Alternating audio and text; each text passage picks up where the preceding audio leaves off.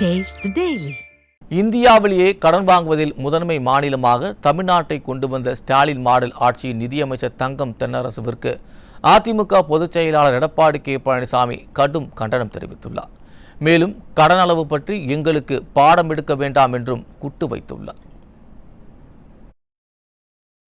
இது தொடர்பாக அவர் வெளியிட்டுள்ள அறிக்கையில், ஒரு சிறந்த நிதி நிர்வாகம் என்றால் நிதி பற்றாக்குறையை கட்டுப்படுத்தி வருவாய் பற்றாக்குறையை அறவே நீக்கி கடன் வாங்கும் அளவை கட்டுப்படுத்தி வாங்கும் கடனை மூலதன செலவிற்கு செலவிட வேண்டும் என தங்கம் தென்னரசுவிற்கு எதிர்க்கட்சித் தலைவர் பொருளாதார பாடம் எடுத்துள்ளார். மேலும் அதிமுக ஆட்சியில் கடன் அளவு மாநில உற்பத்தியில் 25% தான் இருந்ததையும் தற்போதைய விடிய ஆட்சியில் அது 26% தாண்டியுள்ளதையும் முன்னாள் முதல்வர் எடுத்துக்காட்டியுள்ளார். திமுகவின் 4 ஆண்டு ஆட்சியில் வருவாய் பற்றாக்குறையையும் நீக்கவில்லை, அந்த அளவையும் குறைக்கவில்லை என்பதை சுட்டிக்காட்டியுள்ள புரட்சி தமிழர், அதிமுக ஆட்சியின் போது நிதி ஆணைய பங்கீடு குறைந்த போதும் மின்வாரிய கடனை அரசே ஏற்ற போதும் வருவாய் பற்றாக்குறை குறைவாகவே இருந்தது. அதே சமயம் திமுக ஆட்சியிலோ தொடர்ந்து வருவாய் பற்றாக்குறை உயர்ந்து வருவதையும் பொதுச் செயலாளர் சான்றுகளுடன் சுட்டிக்காட்டியுள்ளார்.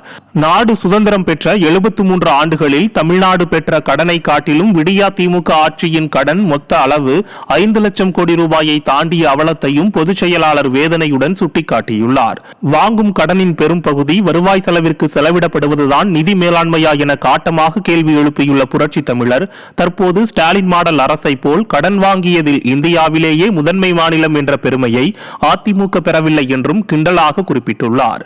மேலும் அதிமுக ஆட்சியில் அடிக்கல் நாட்டிய சென்னை மெட்ரோ ரயில் திட்ட 2ஆம் கட்டத்திற்கு செலவழிக்கும் 26,000 கோடி ரூபாயை கூட்டினால் கூட ஸ்டாலின் ஆட்சியில் மூலதன செலவு உயரவில்லை என்பதையும் பல திட்டங்கள் நிதி பற்றாக்குறையால் நிறுத்தப்பட்டுள்ளதையும் புரட்சி தமிழர் இடித்துரைத்துள்ளார். அத்துடன் ஸ்டாலின் மாடல் அரசு 3 முறை மின் கட்டணங்களை உயர்த்தியும் மின்வாரியத்திற்கு 50,000 கோடி ரூபாய் வழங்கியதாக கூறுவதிலிருந்தே மின்வாரிய நிதி மேலாண்மை சீரழிந்துள்ளது தெளிவாகியுள்ளதாக வேதனையுடன் தெரிவித்துள்ளார். திமுக ஆட்சிக்கு வந்தால் தமிழ்நாட்டின் நிதி மேலாண்மையை மேம்படுத்துவோம் என மக்களை ஏமாற்றி அதற்கு ஒரு உபயோகமற்ற சர்வதேச நிபுணர் குழுவையும் அமைத்தனர். ஆனால் நிதி பற்றாக்குறை, வருவாய் பற்றாக்குறை, கடன் அளவு என எல்லா நிதி குறியீடுகளிலும் பின்னடைவை சந்தித்ததுதான் ஸ்டாலின் மாடல் அரசின் சாதனை என முன்னாள் முதல்வர் குற்றம் சாட்டியுள்ளார்.